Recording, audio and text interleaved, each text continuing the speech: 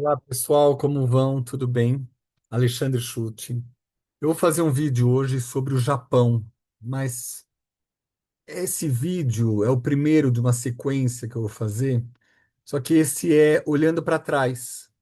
Há 33 anos atrás, eu fiquei 2 meses e meio, fiquei 72 dias, sendo que o primeiro e o último dia foram aeroportos e voos, tudo, mas nem calculo. Então, 70 dias úteis vivendo no Japão como um andarilho.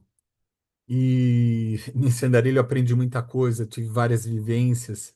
Então eu pensei em compartilhar algumas coisas, começando primeiro falando de detalhes. Eu até anotei aqui umas coisas do comida, estações, lixo, coisas assim para ter, para quem quer conhecer o Japão. E a segunda parte eu falo mais sobre a experiência. Então, para quem quiser me acompanhar, isso. E depois, aí eu faço vídeos um pouco mais profundos a respeito do Japão. Mas isso é assim, o Japão é um ponto turístico extremamente forte para os brasileiros, para a língua portuguesa também, tem muita coisa interessante. Tem uma cultura, tem costumes, tem locais exóticos, períodos e tudo mais. Então, esse vídeo é dedicado para quem quer saber a respeito do Japão e eu poder compartilhar, ou ter pelo menos aqui gravado um pouco antes de retornar, porque agora eu retorno pelo menos um mês, né? Um mês no mínimo eu vou estar lá agora. E um mês é um tempo interessante. Então, antes de iniciar o Japão, por que um mês, né? E por que 72 dias? Quando eu fui a primeira vez, eu já sabia que eu precisava ficar pelo menos um mês. E o que que é um mês na astrologia? Um mês é quando você passa com a Lua em todos os graus da elíptica, ou seja, aquele círculo zodiacal que tem todos os signos, a Lua ela vai andando e tocando em todos os graus. O ascendente por dia e a Lua por mês. Ou seja, de alguma forma você vivencia todos os locais, as vivências que você tem que ter numa viagem. Então, quando você for fazer uma viagem, eu recomendo que você fique pelo menos um mês. Esse é o mínimo.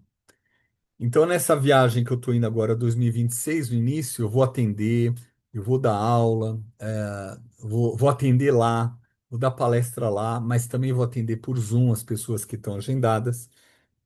Mas eu vou ter a chance de ter vivências num outro local. É como se eu vivesse o meu mapa de uma outra forma e, e tivesse num outro país aprendendo através da vivência. Quando você vai de turista por 15 dias, é meia volta de lua, a vivência ocorre, mas não tão íntegra. Então, assim, toda vez que eu tenho oportunidade de viajar, eu faço isso de escolher o tempo máximo que eu possa ficar. Então, nessa viagem, pelo menos um mês. De repente, eu estendo um pouco mais, mas isso eu vou decidir só lá. Então, vamos iniciar. Então, aqui eu anotei algumas coisinhas, anotei agora, mas é muita coisa, então eu vou recordando e vou falando. Então, para quem quiser saber um pouco do Japão, segue aqui, tá bom? Vamos lá. Há uma mudança de cultura em relação ao Brasil muito grande.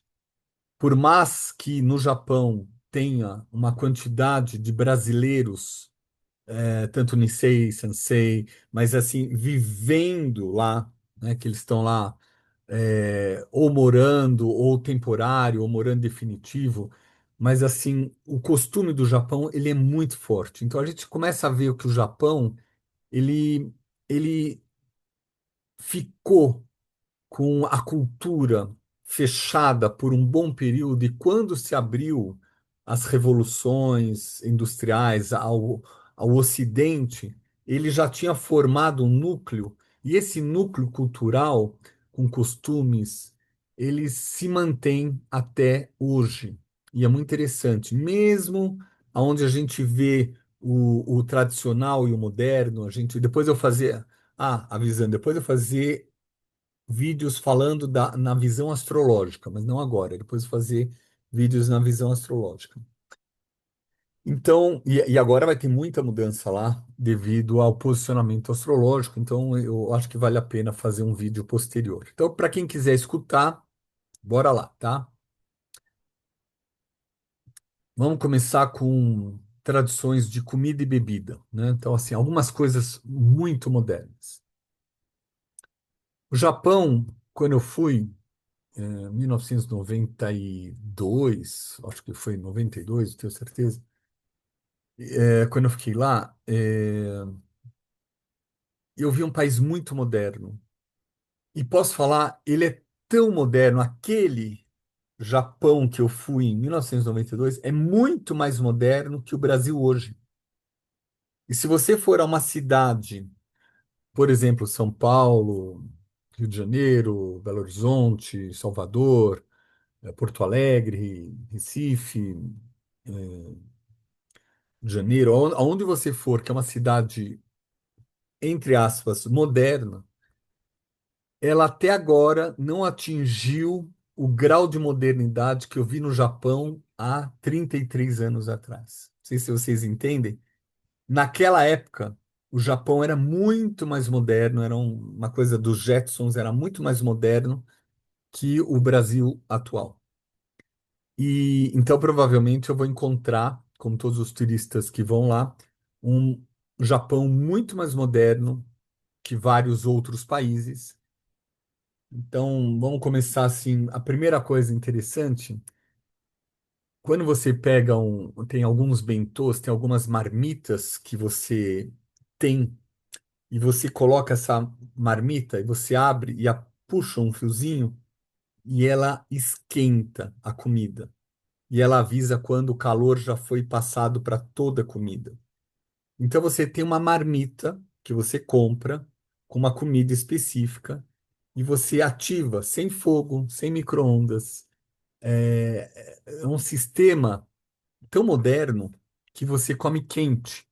Então, como é que é aqui no Brasil? Você pega o bentô, pega uma marmita e tem que pôr ou na panela, ou se você puder colocar no micro-ondas ou no forno. E isso não. Então você já tem, olha como que é avançado, uma marmita que se auto-esquenta. Embalagens, as embalagens são sustentáveis. Depois eu vou falar sobre o lixo, mas elas são sustentáveis, né? Então você vai comprar um shampoo, vai comprar um creme, você pode optar em comprar o produto e o refil.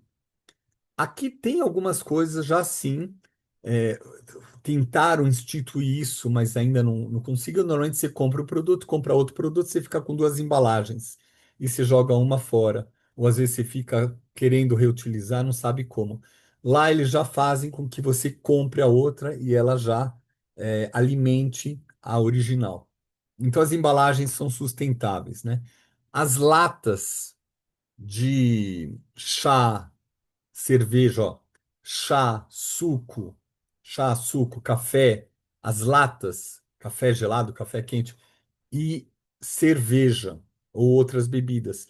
Elas têm em cima, eu não tenho nenhuma, vamos supor, elas têm em cima, em braille, para quem é cego, que ele possa saber que tipo de bebida é, para que ele não compre um chá e é uma cerveja, ou vice-versa, né?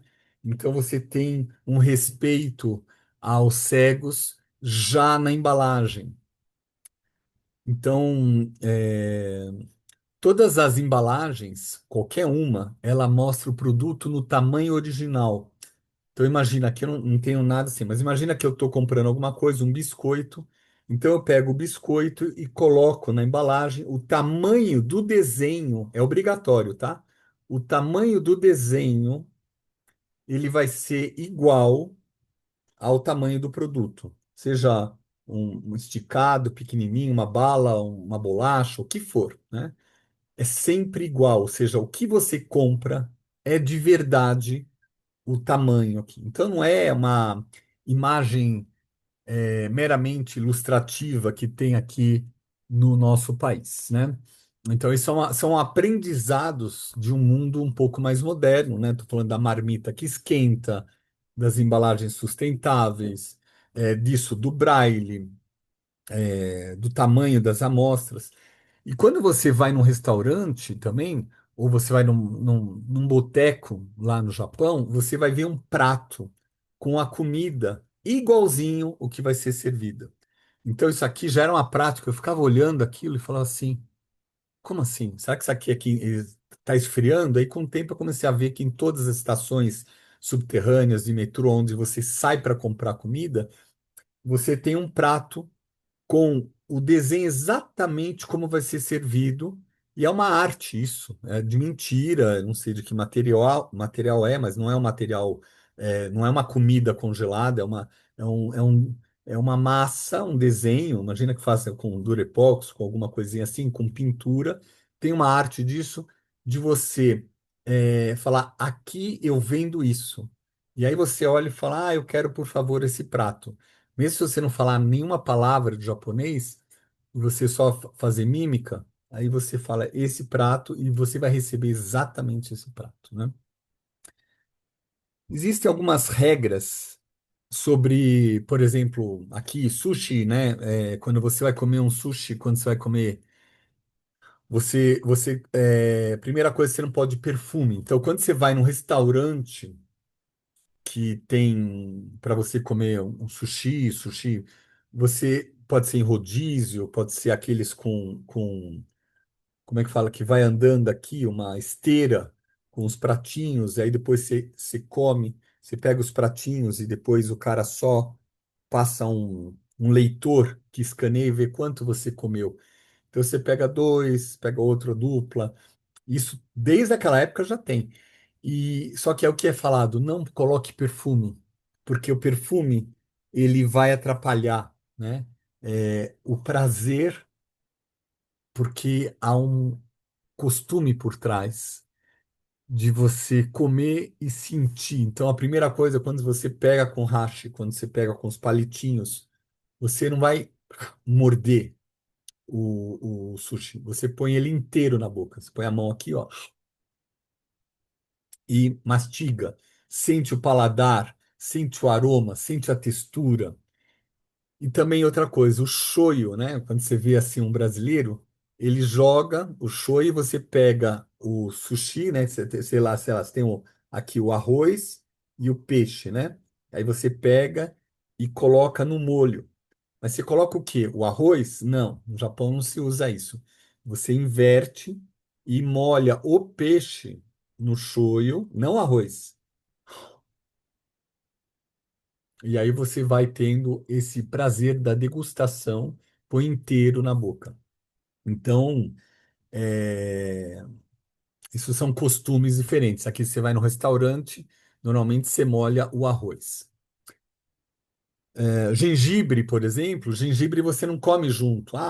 Não. Você para tudo, você comeu, e aí você pega uma fatia de gengibre e vai, porque é como se fosse um neutralizador para que você possa degustar o próximo prato, ou seja, a próxima vez que você for pegar alguma outra coisa e colocar, você está com um gosto mais neutro. Principalmente que o peixe é de origem fria e o gengibre é de origem morna, tá? Já estou falando um pouquinho de medicina chinesa, medicina tradicional chinesa.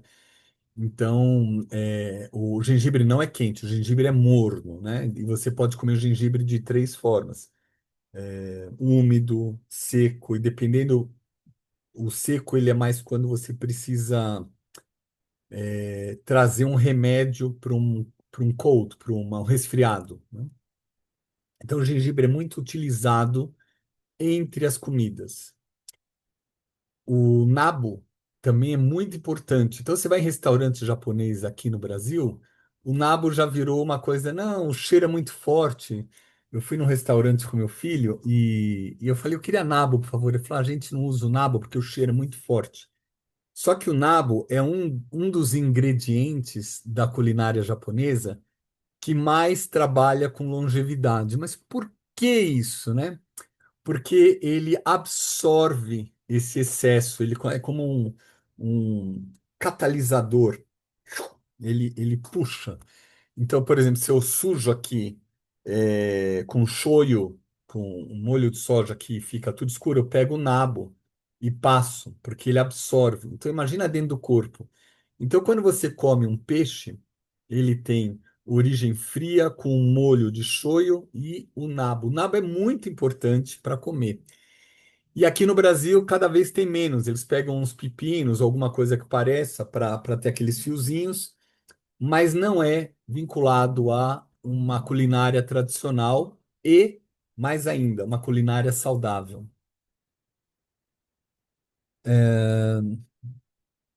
Então, uma coisa importante também, sempre agradecer o chefe. Então, quando você vai no local, o pessoal fala: Ah, seja bem-vindo, como vão? Aí você fala como vai, não sei o quê. Mas quando você vai embora, você agradece o chefe. Você vai até ele e fala muito obrigado, ou aos cozinheiros, muito obrigado. Então, isso é um costume que tem, que você vai no restaurante japonês e fala, o pessoal fala, jazimaze, não sei o quê, vai falar alguma palavra e você fala, opa, né? Oi, tudo bem, obrigado, né? Não é porque você é respeitado, é porque é uma troca de respeitos, e aí você tem essa também a sua posição quando você vai embora, você agradece. E se ele te serve também, se você estiver no balcão, você também agradece. A troca, a gratidão, ela é constante, né? Depois eu falo mais de comida, mas é assim, vou passar para outro assunto que eu me lembro. Asfalto. O asfalto lá, há 33 anos atrás, era perfeito. Aqui eu saio aqui em casa, aqui na frente, onde tem tudo é remendo. É um remendo atrás do outro, remendo atrás do outro. Você vai andando de bicicleta, vai assim, vai andando de carro, tem um buraco. No Japão tem isso. Ele é um super asfalto e mais ainda, ele é poroso. Então ele é 100% poroso. Então quando chove e chove forte ou quando neva, esse asfalto ele absorve o líquido. E aí chega no outro dia ou algumas horas depois, você vai, ele já tem, ele é feito de uma forma que o objetivo não é deixar o líquido em cima e escorregar, e você brecar e não conseguir brecar.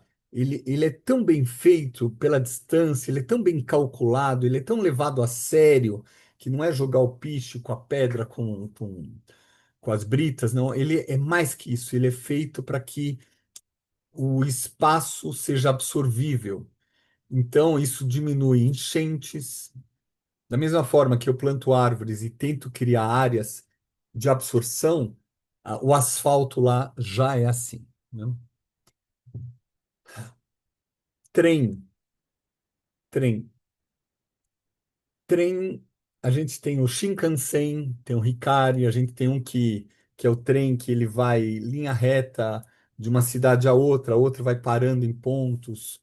Tem os trens tradicionais também, por exemplo, de Kyoto a Osaka, né?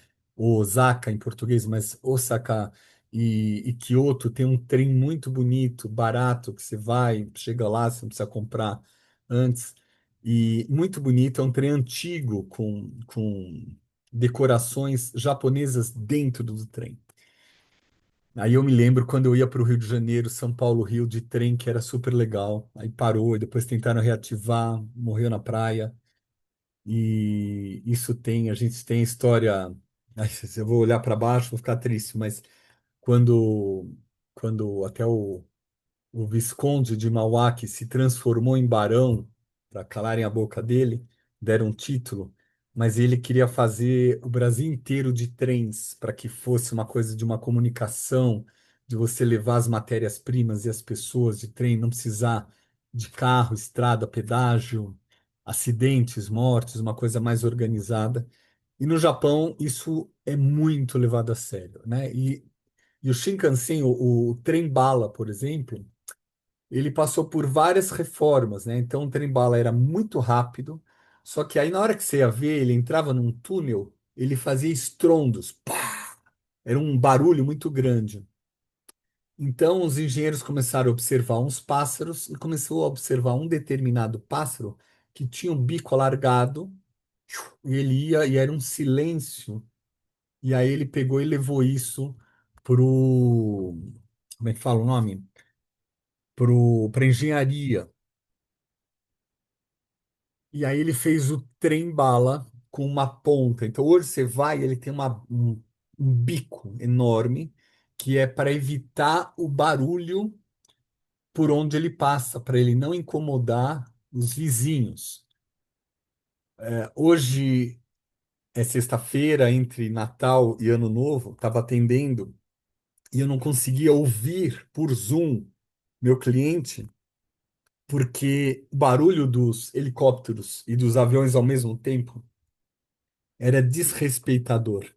E eram vários helicópteros passando aqui perto e era um barulho muito ensurdecedor. Então, no Japão, eles começaram a dar atenção para isso, para que o trem e outras coisas também, carros, tudo mais, buzinas, que o barulho, que a poluição auditiva não seja algo ruim. Então, o Shinkansen é um belo exemplo. O Shinkansen também tem a pontualidade, né? Então, a gente tem a pontualidade, a gente tem a tecnologia, a segurança. O que que a pontualidade é? Às 14 horas e 2 minutos, o trem estaciona e abre as portas. Às 14 horas e 5 minutos, ou seja, 3 minutos, ele pega, fecha as portas e vai. E se você ficar olhando o relógio, você vai ver que às 14h02 em ponto, o trem chegou, parou, abriu as portas. Não há atraso. Se por acaso tiver atraso, em vez do motorista, o piloto, pedir desculpas e falar desculpas, não. A companhia pede desculpas e ela está até aberta a ressarcir. Se você tiver um atraso por causa desse atraso, você mostra o ticket e ela vai te dar um desconto para ser ressarcido. Mas é muito difícil ter atraso, muito difícil. A segurança é uma coisa muito importante. Vocês vão ver que são detalhes. O tempo inteiro do que eu vou falar são detalhes, né? Então ele é preciso em minutos, né? Os funcionários que trabalham do lado de fora, eles usam luvas brancas, muito bem vestidos, e na hora do pico, eles vão lá e tocam na pessoa com autorização, eles vão lá e empurra para dentro e o pessoal entra igual sardinha. Tchuf! Então, quando você é turista, você tem que evitar o horário de pico. Porque o horário de pico parece uma coisa fim do mundo, porque são milhões de pessoas que têm que entrar bem rápido no trem, e aí esses caras ajudam para que o trem feche a porta na hora certa. É interessante, né? Vamos lá. É, trem é uma coisa muito importante. Então, da minha parte, assim, falar de trem, tocar no assunto trem é uma coisa importante. Eu sempre achei trem uma das coisas maravilhosas quando se viaja para algum lugar e você pega um trem ou ônibus, algum meio de comunicação, de transporte, perdão, meio de transporte coletivo, com segurança, com qualidade. Então, agora eu tinha que voltar, eu estava nos Estados Unidos, eu tinha que voltar de Orlando para Miami, que eu fui dar atendimento em Orlando, depois fazer a palestra em Miami, e eu tinha pouco tempo, e aí eu falei, é melhor eu voltar antes, que eu ainda vou dar aula, e era só assim, olhar no site, ver o horário, ver o tempo que eu tinha que sair de um lugar para outro, e o tempo foi preciso, e eu fiz tudo tranquilo. Então, essa tranquilidade da organização, da estrutura, faz você poder se programar e ir. E é diferente você ir num lugar onde o trem, o voo é cancelado, ou o trem não chega no horário, ou o ônibus você espera e fala, poxa, ele tinha que estar lá e não chegou. Então, isso no Japão é um professor, eu acho que é isso que é a parte mais importante, um professor coletivo para vários países. O trem-bala já tem em vários países, você já tem na Europa, já tem na China, alguns trens até mais desenvolvidos que o do Japão. Mas o trem Shinkansen, o trem bala, foi desenvolvido no Japão e, e essa ideia é tão boa e da precisão e da segurança e da qualidade, tudo, que ele é utilizado em vários países. Então, se você for em países que tem trem-bala, vale a pena você se deslocar de uma cidade para outra. Por exemplo, Tóquio para Osaka, 1 hora, né? Ou, às vezes, de um lugar que você demora meia hora de carro, você chega lá em 10, 15 minutos, com trechos curtos. Então é muito interessante, é muito bem pensado, é muito bonito, é muito gostoso estar nesses trens. E não só no Japão, é óbvio, mas já que esse vídeo eu estou falando no Japão sobre isso, né? Umas coisas interessantes que eu anotei aqui, celular, né? Celular, a gente não. Cadê meu celular? A gente não conversa no celular, oi, tudo bem? Ou fica assim, oi, tudo bem? Como é que você tá? Não sei o quê. Ah, é mesmo? Não sei o quê. E ainda põe viva voz. Ou mesmo se você tiver um fone de ouvido, você não fala publicamente. Você não vê isso. Isso é um desrespeito na tradição do Japão.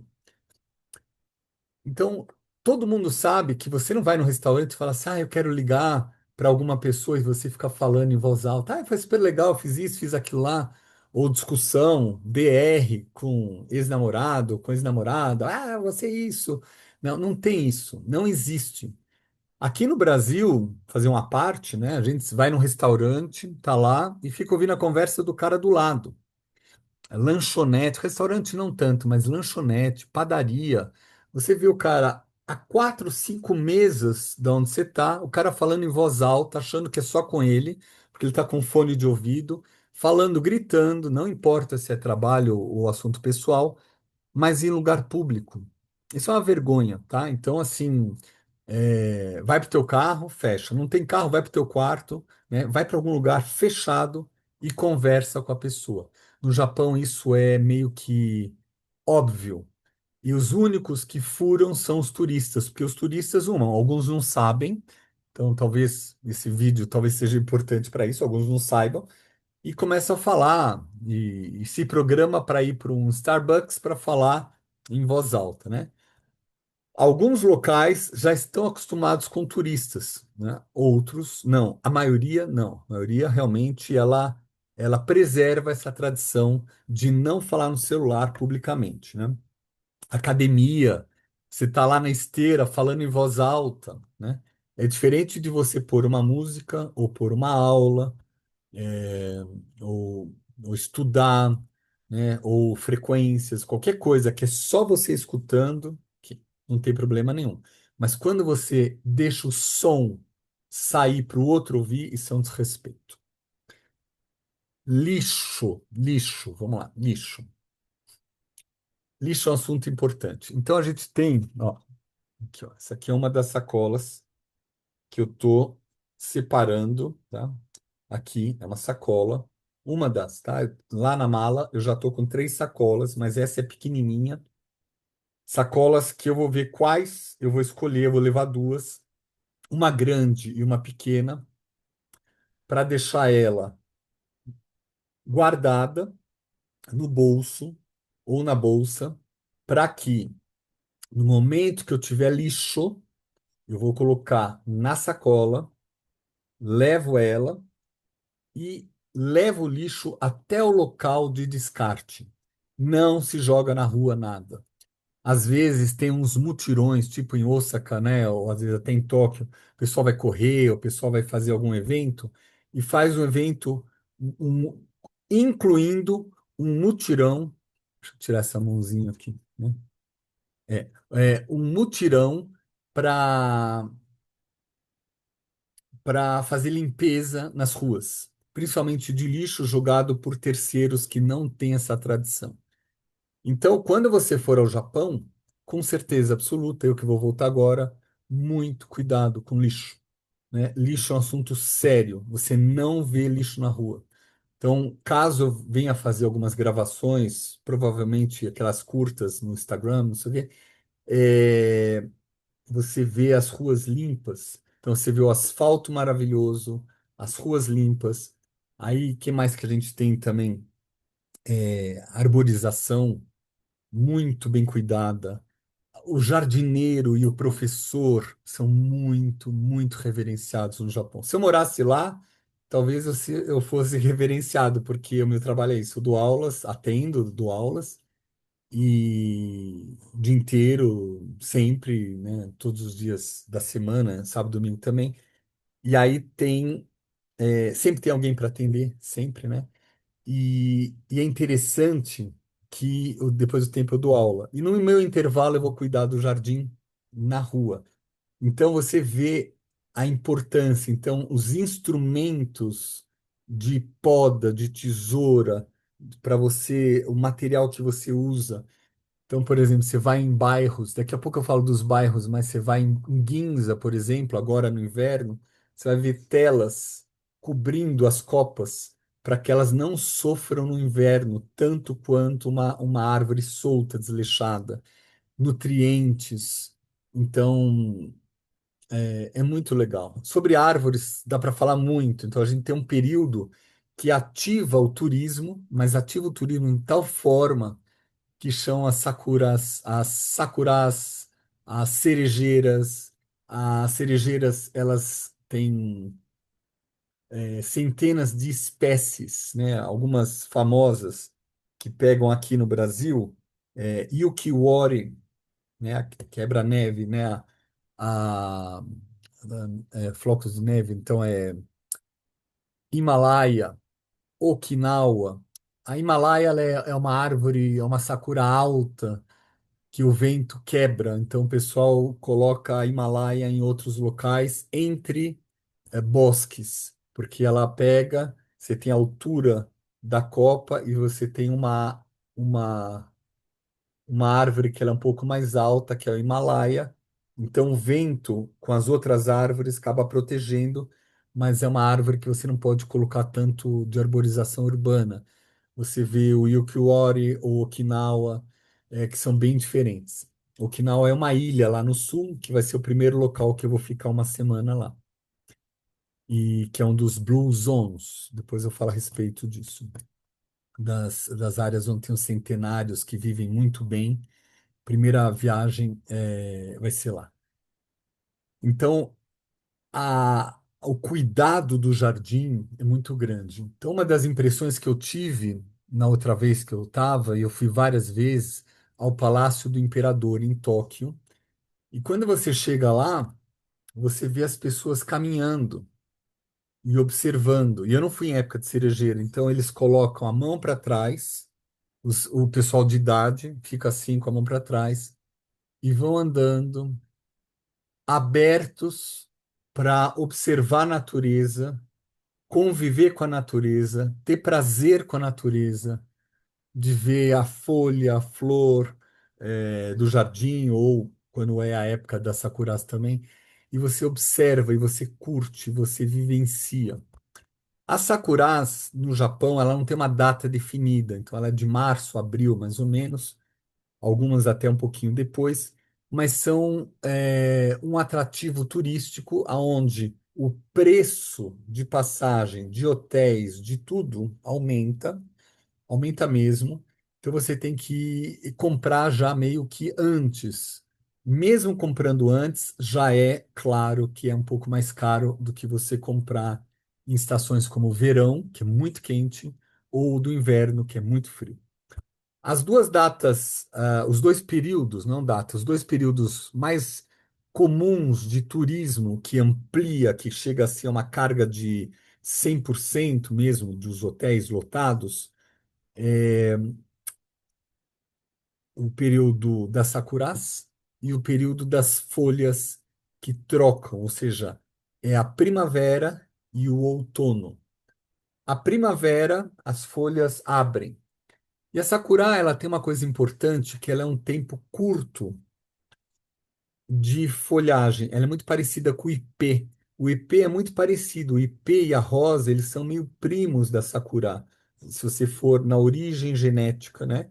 Você vai ver que até a folha ela é dentada na lateral e o formato também. Mas a bifurcação do ipê é diferente da bifurcação dos galhos, né?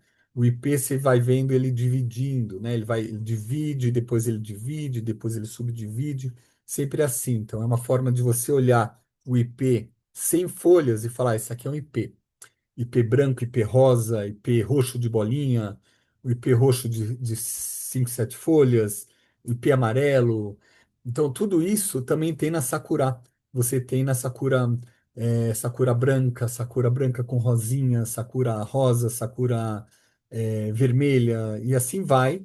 E eles fazem uma coisa que é o caminho. Então, em japonês, a gente chama de do, né? É um do contínuo, né? Porque você tem dois doces. Um é aqui no estômago, quando você vai falar dessa região é, do hipocôndrio ou do intestino, é do, né?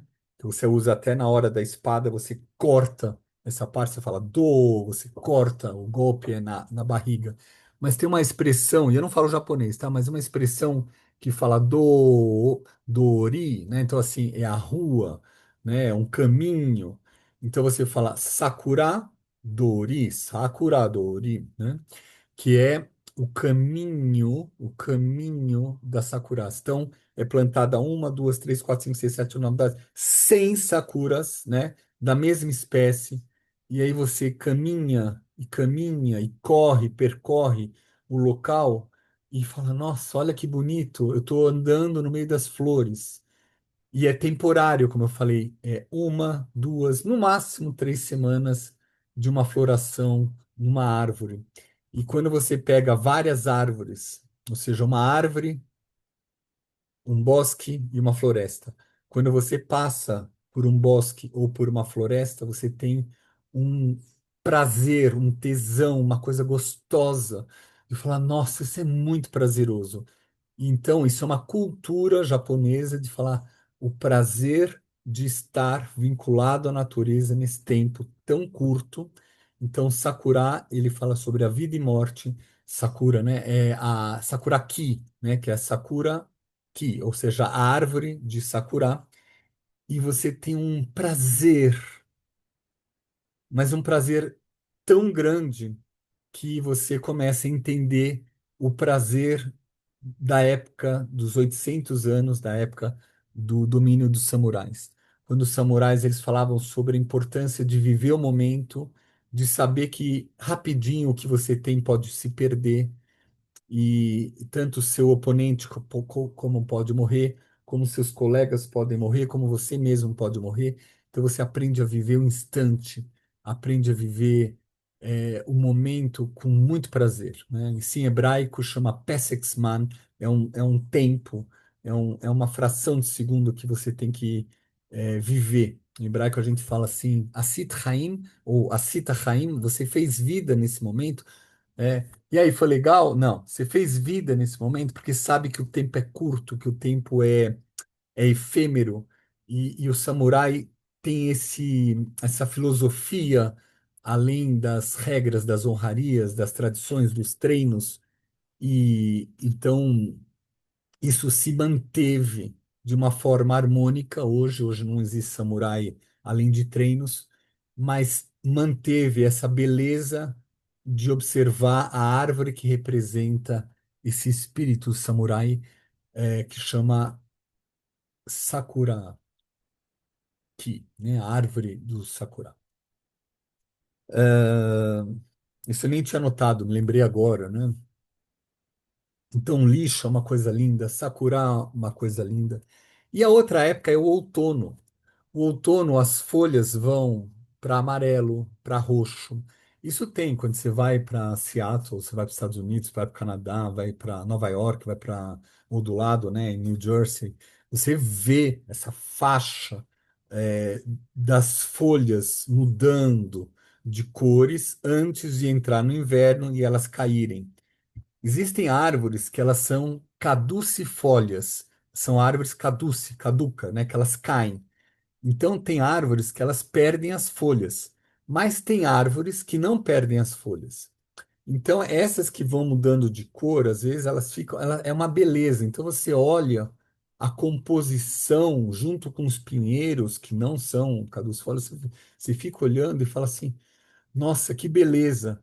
Então você começa a ter o prazer, novamente, só que em outra estação, o prazer de olhar, de contemplar, de estar na natureza. Olha que bonito tudo isso, né? E falando em estações, né? Nas estações de ônibus, de trem, nessas estações também existe uma preocupação com o passageiro que está esperando o ônibus, esperando o trem. Então, se por acaso for no inverno, que é muito rígido, que é onde eu vou estar agora, que é menos 20 graus em alguns lugares, ou neve muito grande, e você tem estação que você encosta, e aqui na cadeira você tem aquecimento. Algumas pessoas falam, ah, aquecimento para mendigo. Não, o objetivo nunca é enaltecer que alguém durma na rua. Então não tem isso. Existem mendigos no Japão, mas não há. Existem mendigos, eu acho que no mundo inteiro, né? Às vezes é uma opção psíquica que a pessoa não sabe como lidar e ela não se suicida e ela também não consegue conviver no mundo mais coletivo e ela se desvincula por uma dor, uma rejeição, por uma tristeza, por uma vergonha. E essa energia de hertz muito baixo faz a pessoa ficar perambulando pela rua ou o, a mente dela, o Shen dela, né? O Shen ele está fora do lugar, ele tá e a pessoa fica completamente fora do mundo coletivo e ela vai andando e tudo mais, vivendo um outro tipo de vida.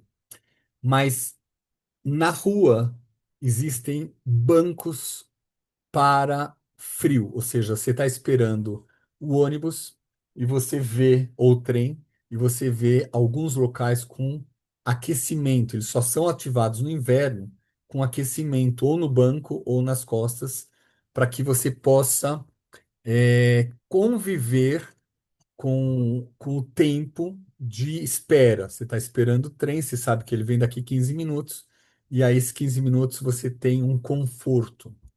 Então, isso é muito legal. Olha o nível de avanço que tem.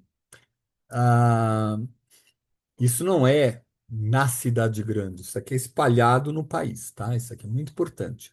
Não é um assunto somente de algumas cidades específicas que a gente vai para ficar uma semana e vai conhecer e ver essa beleza para turista ver. Não, isso é para o povo e é muito colocado, né? Eu acho que essas colocações talvez sejam importantes e eu vou continuar, né?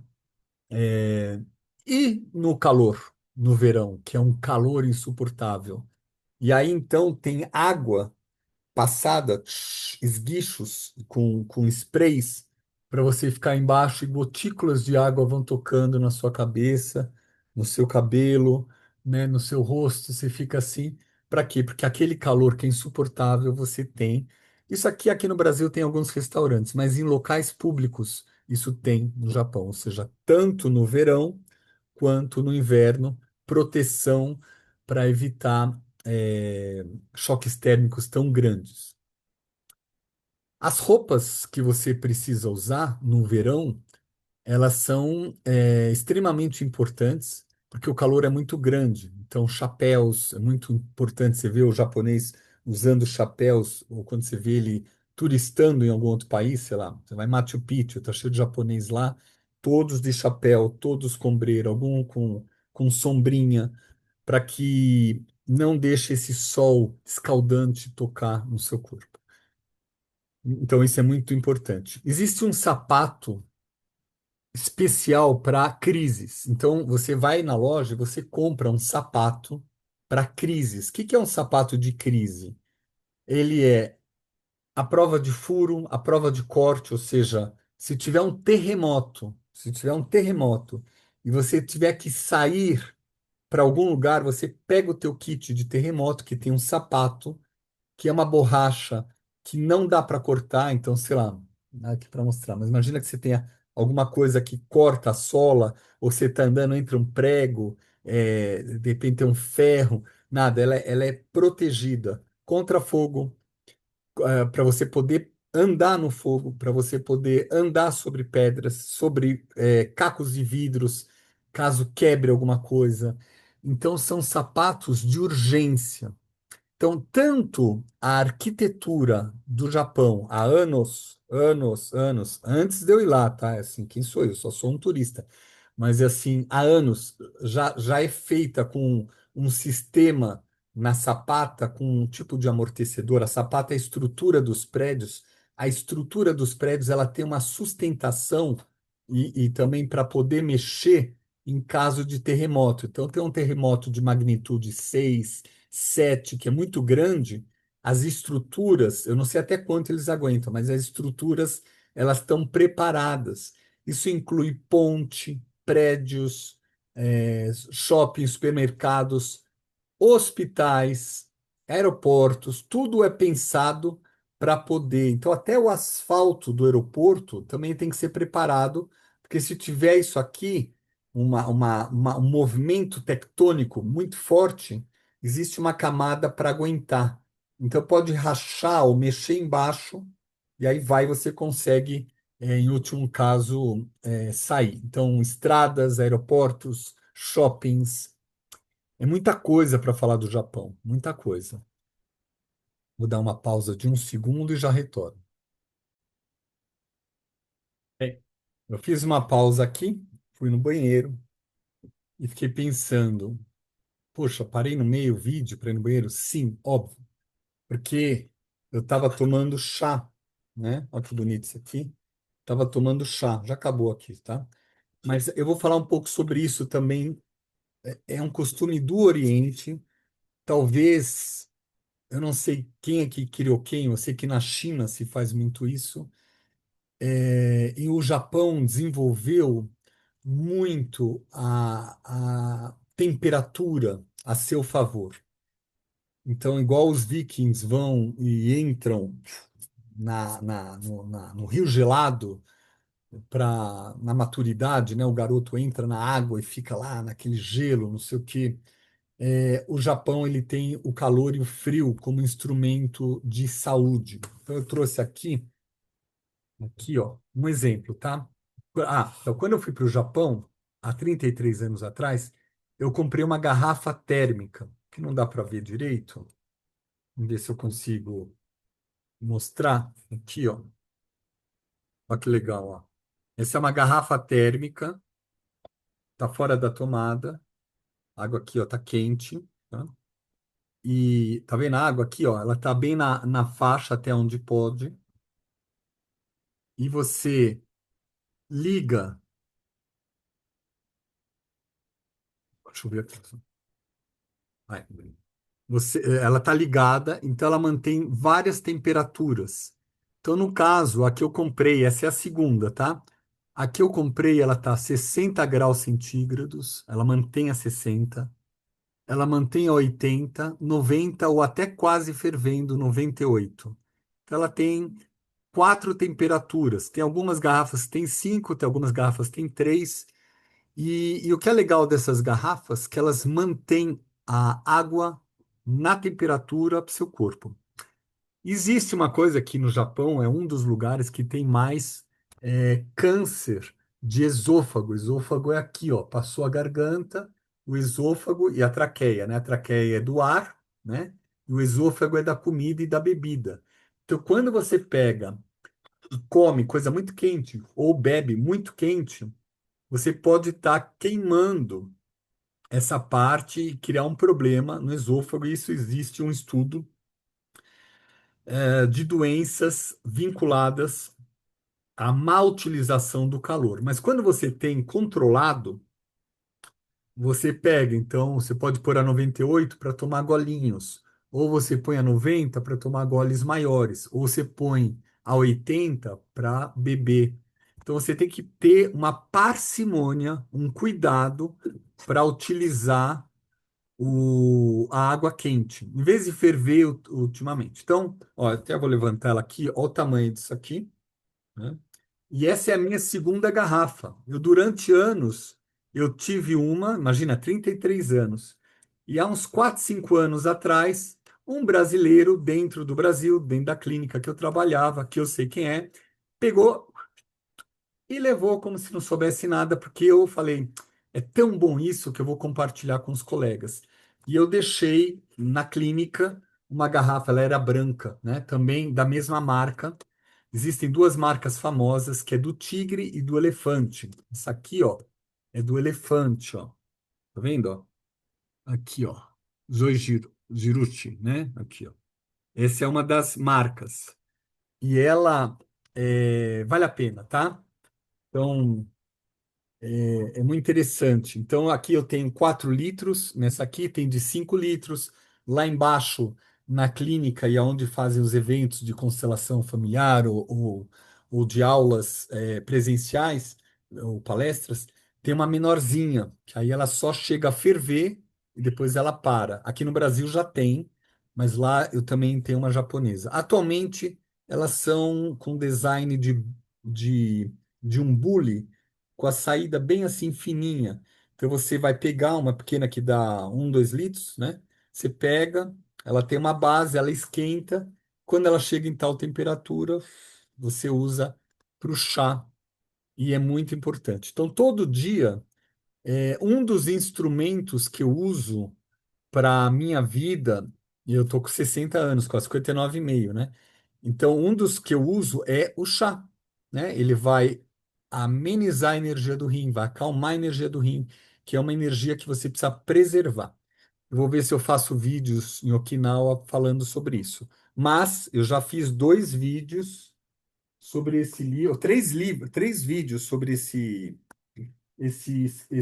livro aqui, O Imperador Amarelo, do capítulo que fala sobre longevidade. Então você procura no meu YouTube, esse vídeo é para o YouTube, né? Aí você vai lá e escreve Alexandre Schutt, O Imperador Amarelo, alguma coisa assim, ou longevidade. Então tem 3 vídeos. Um eu fiz, eu acho que durante a pandemia, outro eu fiz na floresta, na reserva que eu preservo, e outro eu fiz acho que está no site Nórtice, que é uma página também que eu criei, Nórtice. Lá você vai ter vídeos também sobre longevidade. E uma das coisas importantes é o quente e frio. Então você tem banhos de ofurô que você vai. Então você toma um banho, por exemplo, um banho coletivo, né? Eu até coloquei aqui no papelzinho em algum lugar, mas vamos seguir a mente aqui sobre os banhos coletivos, né? Os banhos coletivos, eles são muito interessantes. Você toma um banho com um banquinho pequeno, né? Vai lá, shampoo, limpa tudo, deixa tudo limpinho, tira, e depois do banho, acabou o banho, não é que você seca e vai colocar roupa e vai para o trabalho, nada disso. Aí você entra no ofurô, numa banheira específica, quando é coletiva ela é maior, e você fica lá em silêncio. De vez em quando você fala algumas palavras só, mas o objetivo é ficar em silêncio. O silêncio, a pausa, olha o break, é extremamente importante. O tempo do silêncio vai trazer a musicalidade interna da sua alma para você mesmo. Então, é uma sabedoria, o costume de você ficar em silêncio na água. Então, você pode ficar assim, silêncio absoluto. Então, água quente. E depois toma um banho gelado, um choque térmico, põe a roupa e vai embora. Se você sentir sono, dependendo dos locais, no Japão tem saunas que vão ter hotéis dentro. Depois eu falo sobre isso, mas você dorme depois da sauna. Você dorme, adormece para o corpo descansar. Então você deixa o corpo se reorganizar energeticamente, buscando a homeostase, o equilíbrio interno. Isso é super importante, pessoal. Ter paz, ter paz. Esse é um vídeo inteiro. Depois talvez eu peça para alguém fazer um corte e fazer a mesma coisa em vídeos menores. Mas esse aí o vídeo vai ser bem longo, tá? Então, o chá você toma, precisa fazer xixi, né? A água quente é muito importante. Agora, o micro-ondas, ele tem calor. O fogo tem fogo. Então, um forno, um aquecedor que tenha uma brasa, ele vai trazer o fogo, a energia do fogo. Até esses modernos que têm esse calor que simboliza o fogo, que é só por indução, eles também têm uma energia que ela é extremamente importante para retirar o frio do corpo e para equilibrar essa energia yin-yang do corpo. Então, no Japão, voltando a esse assunto, é um tema recorrente em todos os locais. Um dos temas, eu vou nessas Blue Zones, eu vou conversar, não sei se eu vou entrevistar, porque eu não sei se pode, mas eu vou ter, no meu prazer, a segunda vez, um momento com pessoas de idade, eu tive muito na outra vez, eu vou falar a respeito disso. E eles têm esse costume de nutrir-se em silêncio, com alegria, com prazer, com respeito à comida, com respeito ao calor, receber e ficar em silêncio. Um urso adormece no inverno. Uma árvore perde as folhas e fica em silêncio. Ela cresce por dentro, ela nutre por dentro e depois ela volta a crescer e os galhos vão crescendo na primavera e verão. Então, o mundo interno e o mundo externo, eles são muito claros na natureza. Tem um momento que você precisa se fechar, repousar. E você faz isso diariamente. Isso é uma das técnicas de longevidade. E não tem problema nenhum. Existem outros povos, por exemplo, que eles usam a siesta, que você vai e dá uma descansada de 20 minutos ou de meia hora, você para tudo. Existe o costume público de todas as lojas fecharem, que é como se fosse uma coisa coletiva para você ter um momento to rest, mas para descansar, não morrer, mas descansar e depois você se renova e volta com energia. A energia é muito mais legal do que, infelizmente, alguns costumes aqui no país nosso, né?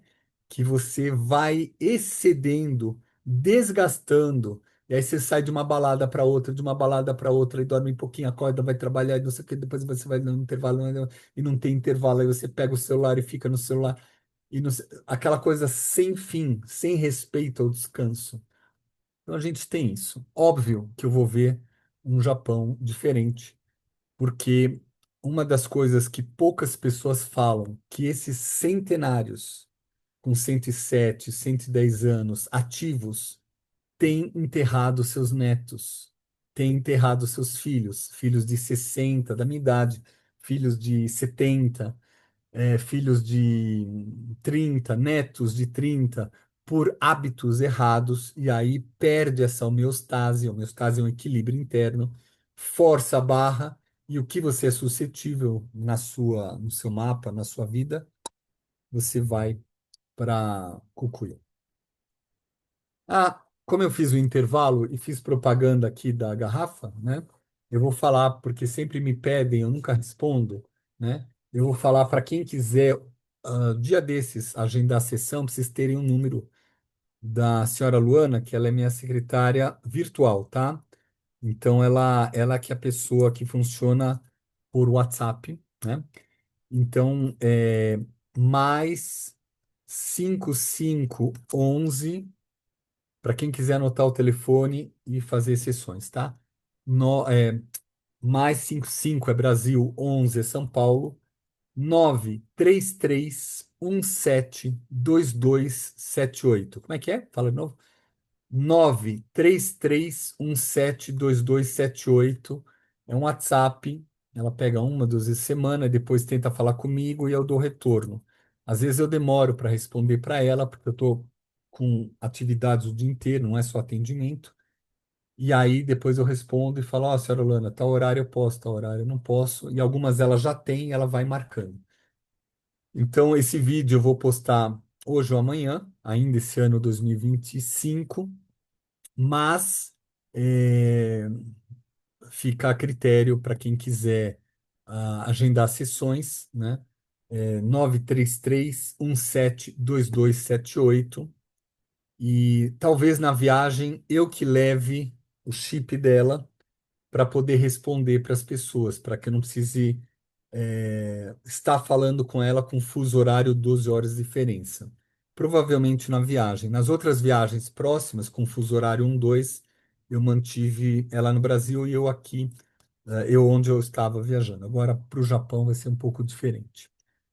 Bem, a gente falou sobre comida, falamos asfalto, trem, faixa de pedestre, é muito importante. Faixa de pedestre, ela é colocada porque ela é respeitada. Então, quando o sinalzinho abre e está verde, o pedestre pode atravessar, se atravessa. Se vem um Zé Mané e ele pega e quer atravessar no vermelho, ele vai ser repreendido e até uma repreensão um pouco mais séria, tá? Então, isso é muito importante.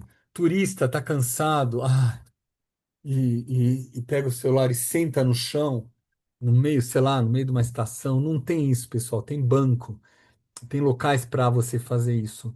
Então, eles também são. Você não pode ficar sentado no chão, não é para ficar sentado no chão e ficar lá. Mesmo se você for tocar música, você vai, sei lá, vai no bairro de Yogi, que tem festivais, você vai lá e toca um instrumento, vai lá, tem locais para você fazer isso. Nas estações tem locais que você pode tocar, sei lá, pegar uma flauta e vai tocar, né? Eu me lembro quando eu estava na França, em Paris, eu tinha uma flauta que eu trouxe do Nepal e eu ficava tocando dentro da estação de metrô e depois no museu é, do Louvre, né? Eu ficava perto de um local e eu tinha lá, tinha um chapéu e ficava tocando. Primeiro era uma brincadeira que eu tocava para mim mesmo. Aí um cara falou: pega o chapéu e coloca lá. Aí a gente colocou, o pessoal começou a jogar moedinha, eu falei: achei legal. Eu era bem jovem, tinha acho que 21 anos, 22. E aí eu começava a tocar Jesus, Alegria dos Homens, uma música do Gilberto Gil, Xodó, e ficava uma do Beethoven, então eu ficava tocando, tocando, tocando, e aquilo era muito legal. No Japão não é assim tão fácil, tem locais específicos, tá? É, ou seja, o respeito público é muito grande. O lixo, ter a sacolinha para levar o lixo é fundamental. Quando vocês forem ao Japão, saibam disso, né? Celular, não falar. Sapato, você anda de sapato, chega no lugar, você tira. Isso é um costume muito forte. Na Rússia, olha que interessante, é tudo colado, hein? Na Rússia, na Coreia, na China, no Japão, né? E países próximos, você tira o sapato. Países árabes também tem isso, principalmente quando você vai rezar, você tira o sapato e lava. Eu fui em vários países árabes, sempre respeitando, e na hora que eu ia para uma mesquita, para ter esse momento de respeito, de reza, primeira coisa, você tira e lava os pés. No Japão, você não entra com sujeira. Aí você tem um sapato específico para usar dentro de casa, dentro do hotel, dentro dos locais. Então é muito importante isso. Olha quanta coisa sendo falada num vídeo só, né? Ah, uma curiosidade, né? Você sabe que o primeiro livro de gramática japonês escrito é de 1604. Isso é uma curiosidade.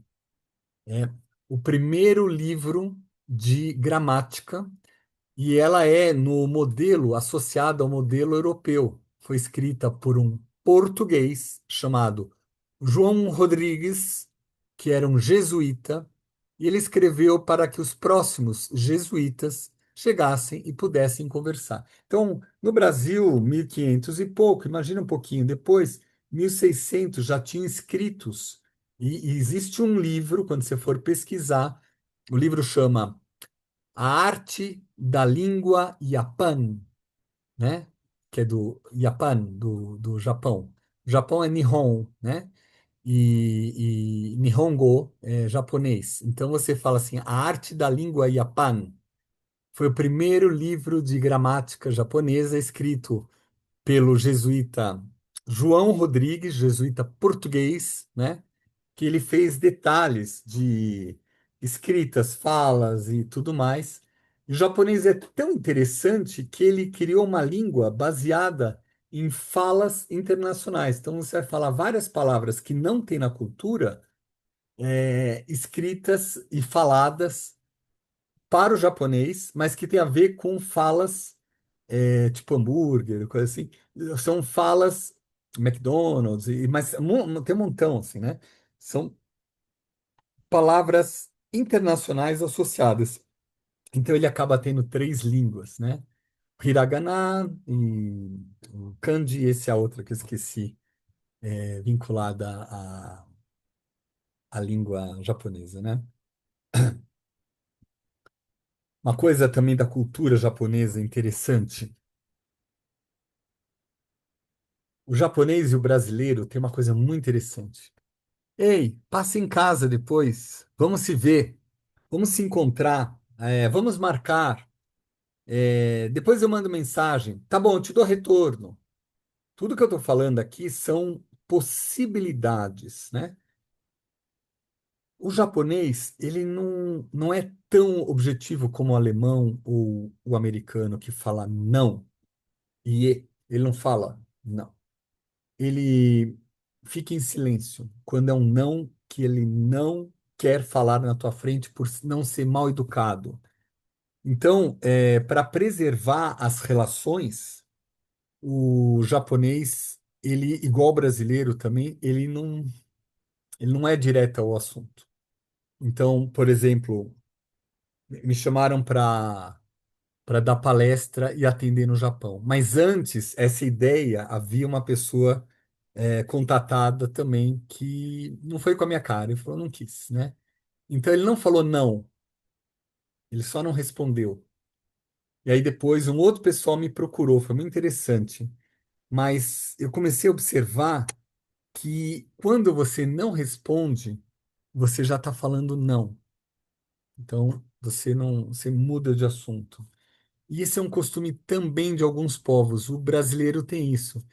Então, quando o pessoal fala, vem em casa, pô, vamos, eu te mando mensagem, eu te convido, vamos lá, vamos fazer junto, vamos disso aqui.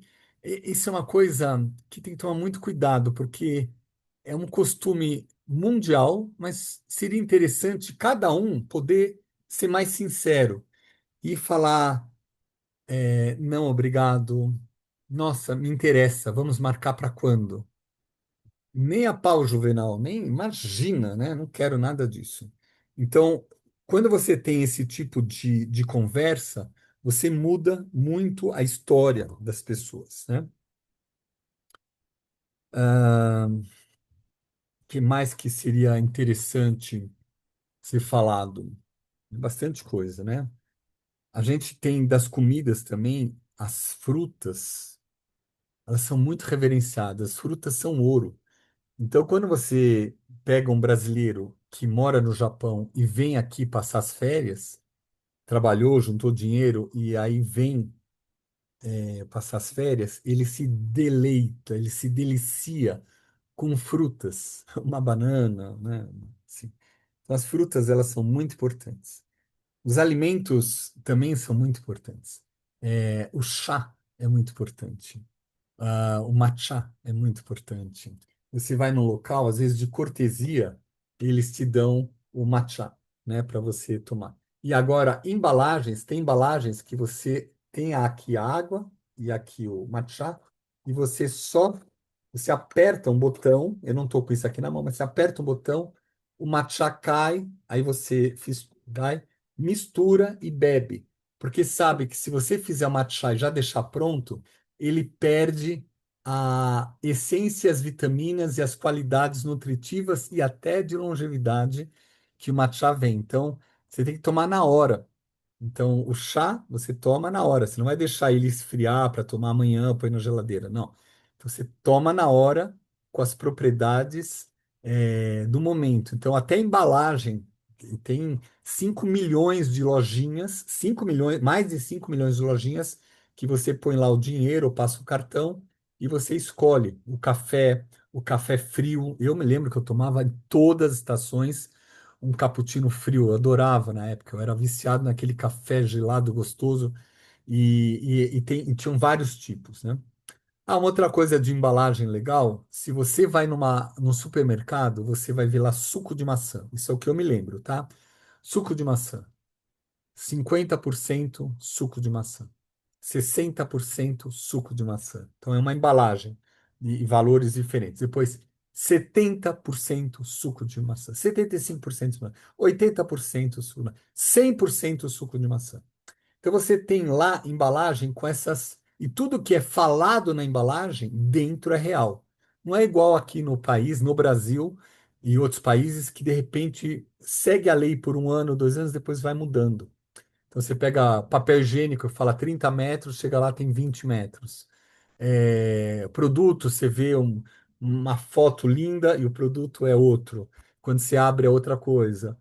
É, os componentes também, tudo que está é muito rigidamente colocado. Então, olha que interessante, o descarte, o lixo e também o que você vai consumir. E tem para todos os gostos, isso é muito interessante, né?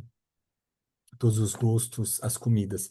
Mas imagina, eu me lembro que eu pegava suco de maçã, eu pegava lá com 75, 80%, às vezes 100%, que eu tava de andarilho, eu falei, ai meu Deus, eu preciso tomar alguma coisa forte. Então eu comprava o 100%.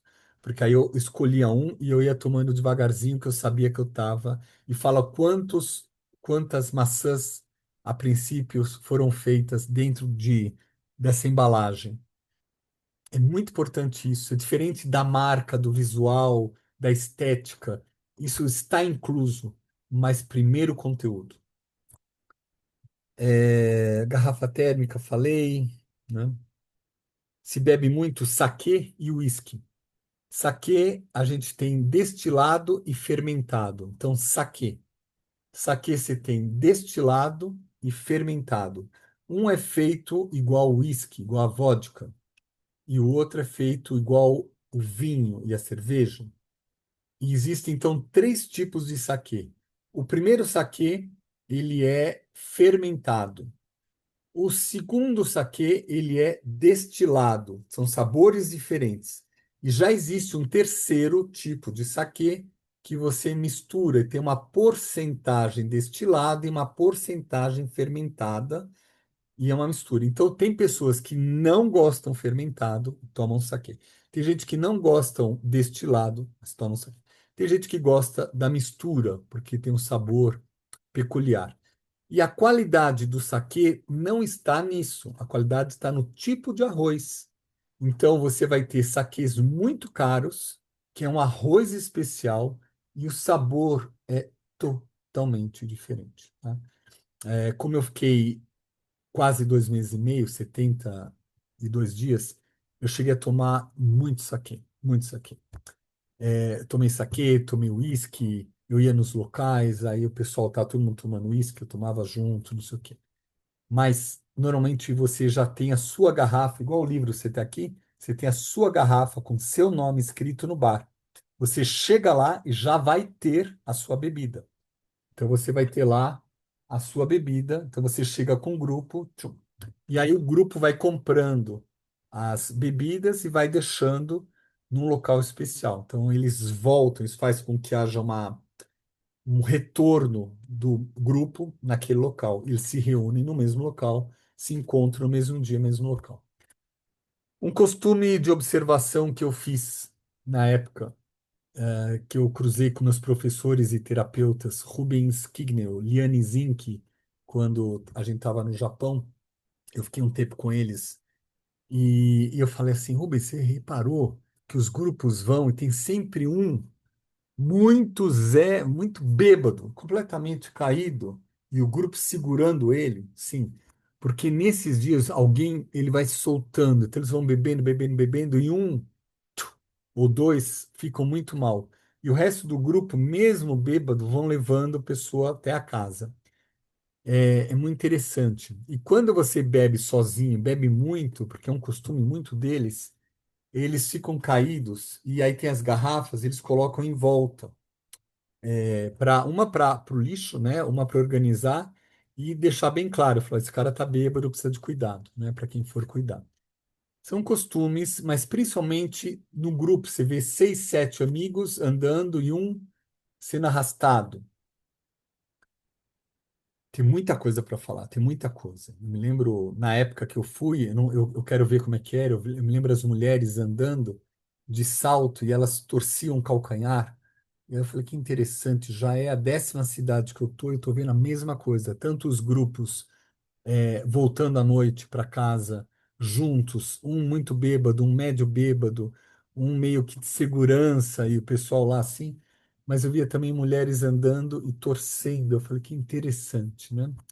Mas as mulheres tinham uma liberdade muito grande, né? Não é uma coisa geisha e tudo mais, né? Existem as geixas, mas eu vi muito na rua as mulheres vivendo.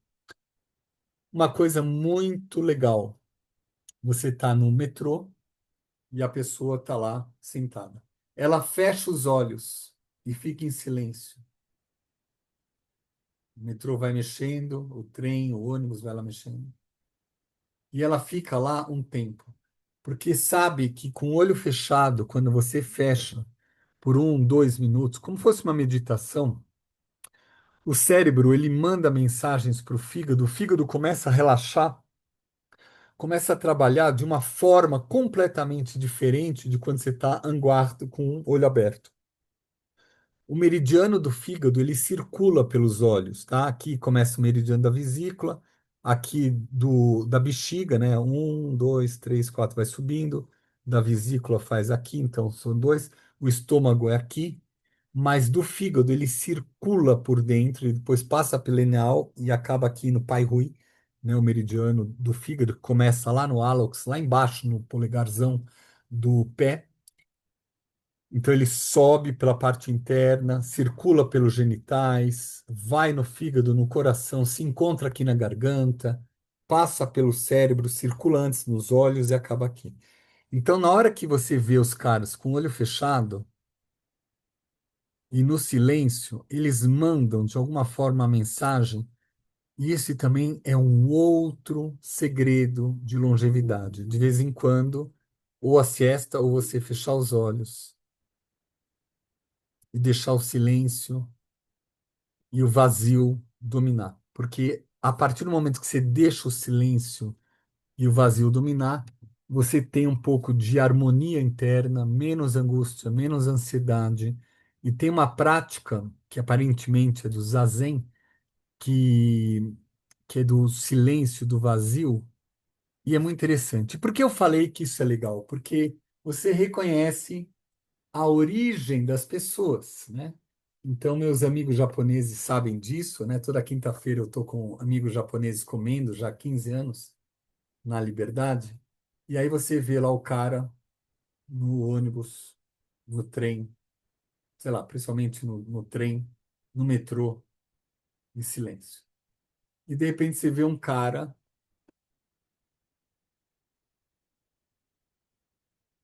caído. Vamos fazer aqui um pouquinho mais, como se fosse assim, ó, caído, caído. Esse cara caído é brasileiro. Brasileiro Jin, né? Não é Nihonjin, é brasileiro pessoa, mas brasileiro, Brasileiro Jin, né? Ele é brasileiro.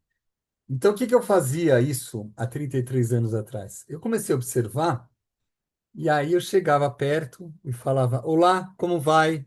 Boa tarde. Olá, como vai? Bom dia. Olá, como vai? Boa noite. Oi, como você está? A pessoa abriu o olho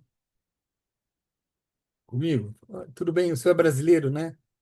E ele nem sabia como eu sabia, mas era uma observação, porque brasileiro tem hábitos do Brasil esculachado, onde você vê a alimentação diferente, o cabelo diferente, a pele diferente, os costumes são tão diferentes do brasileiro com o japonês, que o brasileiro que vive no Japão, que não se adaptou ao sistema oriental, que está na China, que está na Coreia, que está no Japão, ele perde essa tranquilidade e ele tem que trabalhar, ele tem pouco tempo de descanso, então ele se solta assim. Isso é uma pena, porque é uma pena, né? Eu vou trabalhar com alguns brasileiros no Japão e eu vou tocar nesse assunto. E eu vou falar da minha observação, porque eu tenho que chegar lá com muito respeito, mas a minha observação há 33 anos atrás do Japão era claramente isso, a diferença, né? compras, eu falei, né, desse tênis de emergência, né? Para vocês terem uma ideia, é tão moderno. Então, eu falei lá da marmita que você puxa e esquenta. Existe também uma frigideira de alumínio que é para pipoca. Então, em vez de você pegar um saquinho que vai abrir e colocar no micro-ondas, e aí fica lá, você começa a ouvir o barulho, 1 minuto, lá, 3 minutos, e vai ficar grande, aí você abre, e às vezes queima tudo aquilo. No Japão é diferente, porque você usa o fogo. A pipoca é outro gosto, é outro sabor, não é igual de micro-ondas. É uma frigideira, eu não tenho nenhuma frigideira aqui, mas é uma frigideira com uma embalagem meio plástica em cima, que você põe no fogo e ela vai esquentando, e aí vai uma hora, fica bem claro, você vê, ela começa a crescer e ela fica já na altura máxima da pipoca, dos grãos de milho que tem dentro, e aí você tira, puxa e abre, e aí você tem uma pipoqueira. é, Embalagem de pipoca específica que vai ter seu local de retirada e depois o tratamento especial do lixo. É tanta coisa, né? Bem, Japão, eu estou falando só. Depois eu vou falar sobre a minha experiência no outro vídeo, sobre a minha experiência nas cidades, né? Mas assim, o Japão tem hotel cápsula. Então, eu vou para Okinawa primeira semana, que eu vou ficar com os velhinhos em Ogimi, né? Então, eu pego de Tóquio 4 horas de viagem, 3 horas e meia de viagem até a cidade do aeroporto de Okinawa e depois eu vou no outro dia já para ficar com os velhinhos em Ogimi, que é um dos locais que está naquele programa do Netflix da Blue Zones, né? Um dos locais. Mas tem muito local com velhinhos de vivos, vivendo a vida com uma idade muito alta. E no primeiro dia, mais para repousar meu corpo, para não fazer tão pesado, eu devo dormir numa hotel cápsula. Então eu vou mudar de um aeroporto para outro para ficar mais barato a passagem, então eu saí de uma para outra, mas aí eu vou dormir num capsuladinho, cápsula pessoa, é hotel cápsula. E eu já fiquei na outra vez, tenho fotos disso, é bem legal. E é um local com um futon, com uma televisão, mas é bem confortável, grande, que você puxa. Quem tem claustrofobia não sente mal, tá? Não é tão ruim. Mas é diferente, às vezes você sobe a escada e entra no seu casulo, igual uma abelha. Você vai lá e você entra no seu casulo, a cápsula. E, e é muito comum. Então, tem sauna com cápsula gin, então, e bar, né? Então, você fica na sauna, vai no bar, você pode dormir no chão. Então, tem travesseiros quadrados grandes, você fica lá, você vê muita gente largada, mas descansando, que é o local de descanso. Tem gente que passa o dia lá, a noite lá, e depois volta para o trabalho. Para mim, como turista, foi muito interessante, porque eu fui em várias casas que tinham isso e dormia em vários hotéis cápsulas. É uma coisa que eu particularmente gostei. Alguns são caros, outros são baratos. Antigamente eram mais baratos. Hoje já virou um termo turístico, um hotel turístico dormir em cápsula. Então, alguns hotéis eles são realmente mais caros, mas eles foram criados para ter uma solução de espaço e tempo, né? Então você é, sai do trabalho, você tem que dormir lá, sei lá, 10 horas até ir lá, aí você vai lá e deita na cápsula, dorme, depois sai, toma um banho e vai embora. Tem academias tão modernas no Japão, não vou entrar em detalhes disso, mas que tem salas de oxigênio, que você deita e medita com salas com nível de oxigênio maior, máquinas para fazer coisa para pele, máquinas que você usa em dermatologista, mas que é liberada para você auto-usar em você mesmo. Em academias muito modernas, com instrumentos, tudo muito moderno. Vamos ver se eu filmo alguma coisa. As saunas têm vários ofurôs e várias temperaturas, um muito quente, um médio quente e outro quente. Então são vários e outro bem gelado. Então você pula sai de uma sauna seco, úmida, tudo. Ela normalmente tem um vidro transparente, você é visto. Então, se você desmaiar por causa do calor, alguém de fora te vê para te recorrer. Então, assim, é tudo pensado em cuidar da pessoa. É muito interessante.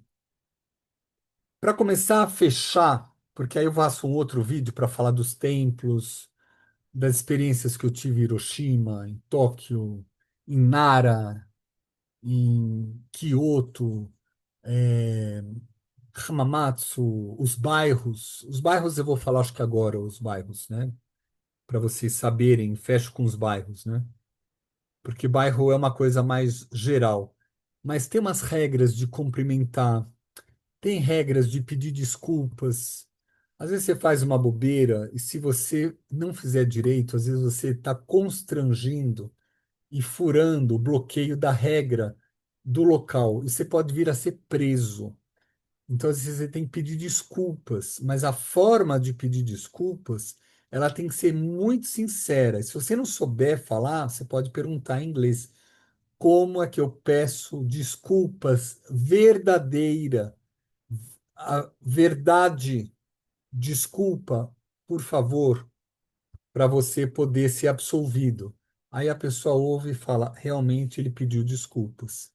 É igual o Yom Kippur judaico, você tem que pedir desculpas de verdade e fazer uma revisão. Então você faz uma revisão de algum ato que você não sabia, você errou. E ou se você chega atrasado, você pede desculpas. É muito importante isso. O tempo inteiro, gratidão. Ou quando você vai num templo, você agradece, você tem limpezas, você tem momentos. Eu vou falar disso depois, tá? É, existem bairros que têm karaokês muito fortes, muito fortes. Então, tem bairros, vou falar alguns, tem, eu acho que tem 23 bairros no Japão, 20, em Tóquio, por exemplo, 23 bairros. Eu me lembro que eu ia para Yoyogi, ficava lá, mas eu vou falar de alguns principais, né? Acho que o principal é Shinjuku, né? Que é um dos bairros mais movimentados. E ele é conhecido pela vida noturna, vibrante, prédios enormes, estações de metrôs, né? Então, a gente tem o Parque Shinjuku, né? É muito interessante e dentro do bairro você tem o Kabukicho, que é um distrito também de entretenimento em Shinjuku. Você tem Shibuya. Shibuya é interessante que você vê nos filmes, que parece aquela parte de Nova York, que você tem aqueles cruzamentos em seis, em asterisco. Então, cruzamentos de muitas pessoas que estão lá aguardando, aguardando, abre o sinal, trrr, e todo mundo passa. E você não vai fazer ao contrário, você faz tão em Shibuya, né? Que tem isso. É, é uma das regiões mais movimentadas do mundo. Em Shibuya é o centro da moda, da cultura jovem, muitas lojas, restaurantes, é muito interessante. Na época que eu fui, mas eu soube agora, minha amiga acabou de ir lá e ela falou que Ginza não é tão chique e elegante como era antigamente. Na minha época, Ginza era o local mais assim. Eu me lembro que eu pus uma roupa e aí eu dei um cartão de crédito para o vendedor, falei, fica com ele. Amanhã eu volto. Ele falou: "Ah, não, não precisa ficar." Eu falei: "Ah, mas eu quero segurar a roupa." Eu gostei tanto, mas eu não. Eu devia ter comprado, mas eu acabei não comprando. Era uma roupa, parecia de um samurai, de um lord inglês, alguma coisa misturada com roupa japonesa. Eu adoro, um piloto, né, que chama na Argentina. Eu acabei comprando na Argentina e em Nova York essas roupas. Eu tenho uma muito boa. Talvez eu leve ela para viagem para frio. Ela é maravilhosa, chique, linda. E eu vi uma em Ginza e eu fiquei apaixonado por ela, acabei não comprando. Mas Ginza tinha uma coisa muito legal que eu vi as árvores todas cuidadas com uma tela que respira e não deixa o frio ser tão extremo. Então não era para pássaros, pássaros tinham que ficar recolhidos em outros lugares, mas a árvore se preservava verde, né? Na época eu não pensei em que espécie. Hoje eu vou ver as espécies, quais são e como estão, né? Mas Ginza é muito importante. Então, eu falei de Shinjuku, né? Que tem esses noites vibrantes, Shibuya, né? Que tem esse cruzamento que as pessoas vão aquela faixa. Ginza, que é o bairro elegante, lojas de grife, que tem já em vários lugares, tá? Não é mais só lá. Restaurantes muito bons, Michelin, tem muitos Michelins lá, a arquitetura é moderna, tanto para compra como passeios é muito bonito. Um outro lugar famoso é Akihabara. Akihabara é um dos locais de eletrônicos. Dizem que agora tem uns locais também, acho que tal de Don Quixote, mas não tenho certeza também que eu acho que é outro lugar. Mas Akihabara é um bairro dos 23 de cultura otaku, né? Onde você vê muita coisa. Na época, eu comprei uma calculadora, comprei duas. Eu dei uma para o meu pai, para o trabalho dele, comprei uma para mim por anos. Depois eu dei de presente, que ela era com energia solar, mas era grande, ela fazia cálculos e você ainda mudava para cálculos também de logaritmos e você podia fazer várias formas de cálculos. Era uma calculadora desse tamanho, assim, mais ou menos assim, linda. E eu tinha no meu escritório que eu comprei em Akihabara. Comprei também um massageador na época que eu dei para minha mãe, que fazia assim, comprido. Massagem é muito importante. A garrafa térmica, eu não me lembro onde eu comprei, mas eu trouxe do Japão, foi uma das melhores compras que eu fiz. E esse ano, 2025, eu comprei para mim mesmo. Eu me dei de aniversário, quando eu voltei para o Brasil, eu me dei de aniversário essa garrafa. Então, ela é a coisa mais legal. Quem vem aqui na clínica, lá embaixo, sobe aqui no meu escritório, e lá no final da biblioteca fica essa garrafa. Aí eu falo, quer um chá, não sei o quê, e é como se fosse um prazer, né? Mas aqui Rabara tem isso, né? Desse bairro que tem lojas de anime, de mangá, né? Produtos eletrônicos. Para quem gosta de tecnologia, cultura pop, é muito legal. A Sakusa é onde estão os templos Sensoji, né? A Sakusa, ele oferece como fosse um Kyoto, um Japão tradicional dentro de Tóquio. Quem vai só para Tóquio tem a Sakusa, né? Esse vídeo é longo, mas ao mesmo tempo você pode dividir, escutar várias vezes e compartilhar para as pessoas entenderem um pouco sobre isso. Mas eu falei de alguns bairros, né? Yoyogi, Shinjuku, Shibuya, aqui, a Sakusa. A Sakusa é muito interessante, né? Então, festivais culturais, né? Cultura japonesa antiga, o tradicional com o moderno. Então, eu falei de Akihabara, que é o moderno, mas tem muita coisa moderna. Não é o bairro que é moderno, tá? Lá é uma loja, ó, Santa Ifigênia, muito bem trabalhada. Santa Ifigênia, para quem é de São Paulo, entende, né? E a Sakusa, ela é dos templos, né? Então você vai no templo Senso-ji, mas tem outros templos lá também. Para quem quiser conhecer templo, vai para Kyoto, eu vou falar em outro vídeo. Tem templo para tudo. Você tem até templo para boneca, que você vai descartar a sua boneca. Bonequinha, você tem uma bonequinha, imagina que você tem aqui a bonequinha e aí você vai descartar. Então tem reza, você crema, você faz um ritual, tem monge para isso, tem tudo. Mas isso é outra história. Bairros, Roppongi, noturno, né? Tipo um Bexiga, né? Um Leblon, uma coisa assim. O Pong é vida noturna, cultura internacional, muitos bares, muitos museus, muitos clubes. Tem um que é Mori Art Museum,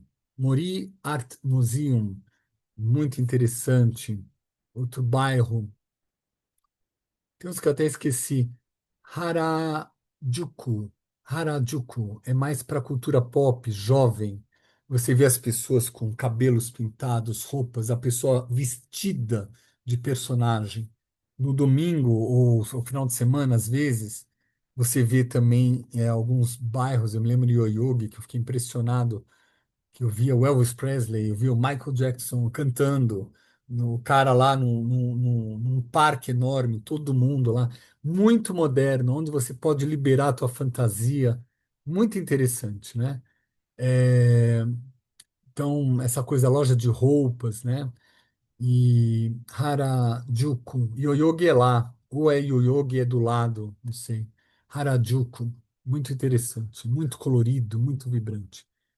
Bem, outros lugares de museus, Ueno, bairro de Ueno, né?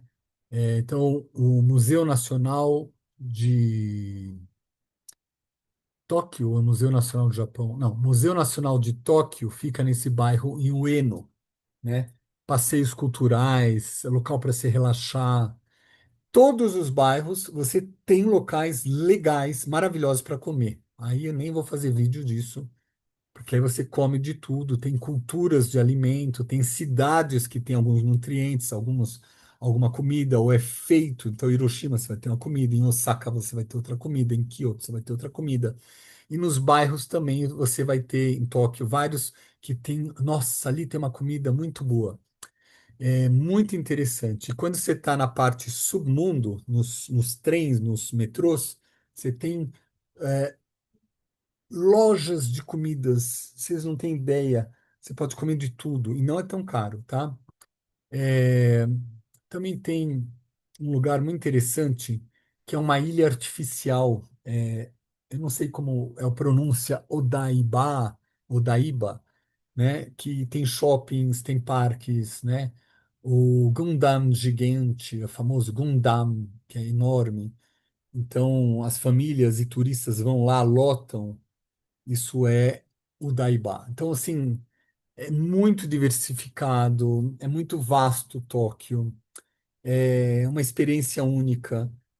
Eu não sei se eu vou ficar muito tempo em Tóquio, porque eu vou ver se eu durmo em lugares mais silenciosos e eu vou terminar minha viagem no norte, no frio, lá em cima, indo para o Himalaia, para a Sibéria, lá para indo subindo, subindo, subindo em Hokkaido, mas lá em cima. Então, eu vou chegar, vou para Okinawa, de Okinawa eu volto, subo, se der, vou para Hiroshima de novo, Kyoto, Nara, Tóquio, Osaka, acho que não há necessidade de ir, na minha opinião, nessa viagem curta de um mês.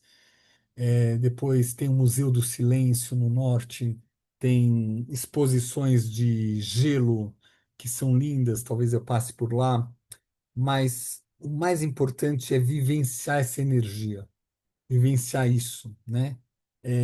O transporte público é muito bom. Então, por que eu falei do Barão de Mauá, o Visconde de Mauá?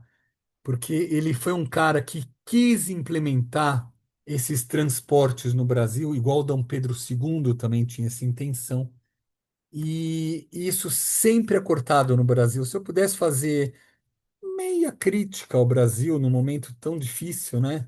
E tão explicitamente indelicado, né? Onde a ética não está acontecendo no país. O Japão é um exemplo de um local, né, que quando o cara é descoberto por um erro, ele se despede, pede demissão, e alguns até fazem o harakiri, fazem o suicídio. Mas eles abrem mão de tudo e falam, eu desculpa, a desculpa, mesmo se ele for preso, é muito importante porque ele assume o erro. Seja ele um político, um funcionário, o dono da empresa, o presidente do banco, um juiz, o juiz do Supremo Tribunal Federal, né? Assim, esse também não pode brincar com essa coisa, não existe isso lá. E atualmente o Japão vai passar por muitas mudanças, que depois eu vou colocar num vídeo também longo, usando o mapa astrológico do Japão, um ou dois mapas do Japão. Meus alunos, eu vou ativá-los para eles contribuírem, né? Principalmente o Alan e a Cláudia Henrique, que a gente conversa bastante disso. Mas é assim, a gratidão é muito grande, a honra pelo professor é muito grande, a honra pelo mais velho é muito grande. A vida na terceira e quarta idade, na melhor idade, é muito grande. Nos parques, os costumes com os animais, respeito com os animais é muito grande. Então, é outro mundo. É um mundo mais avançado que o Brasil? Sim. Uma vez, uma televisão aqui em São Paulo me entrevistou que eu tinha morado na Argentina 3 anos e quando eu voltei eu estava fazendo mutirões de plantio de árvores e eles me entrevistaram. E aí a pergunta foi sobre como que é na Argentina. E eu falei muito bem da Argentina na área de arborização, porque eu plantei muitas árvores também com o governo, com a prefeitura, com a Municipalidade Argentina de Buenos Aires. E tinha até tinha um Nextel que eu falava direto com a chefe, falava, quero plantar aqui. Aí lá eles abriam para mim um berço enorme, trocavam a terra, tinha adubo, eu só chegava lá e plantava, que eles estavam em época de contenção, eu falava, eu compro a muda pelas normas de arborização urbana de Buenos Aires e era maravilhoso. Eu plantei muitas árvores com o aval da prefeitura. Imagina que é isso. E eles viram que eu era um plantador, tudo, tava assim. E aí eu voltei, falei na imprensa, mas eu falei também no Buenos Aires, das ruas, tudo. E, e eles não passaram essa matéria e depois pediram desculpas porque eu falava muito bem da Argentina e mal de Brasil. E eu falaria a mesma coisa de Japão, de Nihon. Eu falo muito bem do Japão porque foi um lugar que me impressionou. Então, Japão, Israel, é, a Suíça, o Chile, cada lugar que eu ficava, eu falei, nossa, que impressionante. Locais assim, mas cada país tem uma beleza. O Brasil também tem, mas no coletivo, onde há um respeito, Suécia, onde há um respeito pelo coletivo, onde há um respeito pelo bem comum, eu eu paro minha vida para fazer vídeos para falar sobre isso. Então é isso. Então eu desejo para vocês, vou parando aqui, né? Esse vídeo extenso sobre minha experiência no Japão. Depois eu vou fazer um vídeo 2 para falar da minha experiência da parte humana, da parte psíquica, da parte dos costumes, que é diferente de falar de um produto que se autoesquenta, de uma frigideira de pipoca, de lixo, do coletivo, não, do transporte, do horário, da sauna, do hotel, não, eu vou falar sobre a parte psíquica do que eu cresci lá dentro na minha primeira viagem. Vou ver se eu gravo isso antes de viajar. É isso, tá bom? Vou parar aqui, vou tirar essa mãozinha aqui agora que eu vi que tava, né? Tava essa mãozinha aqui. Tudo de bom, muito obrigado. Espero que vocês tenham gostado. E esse é um vídeo talvez para escutar em pedaços no YouTube, falar, ouvi até tanto, eu ir compartilhar também, acho que é legal. É isso aí. Kol tudo de bom. Quem Kodes, tá? Saúde para todos, né?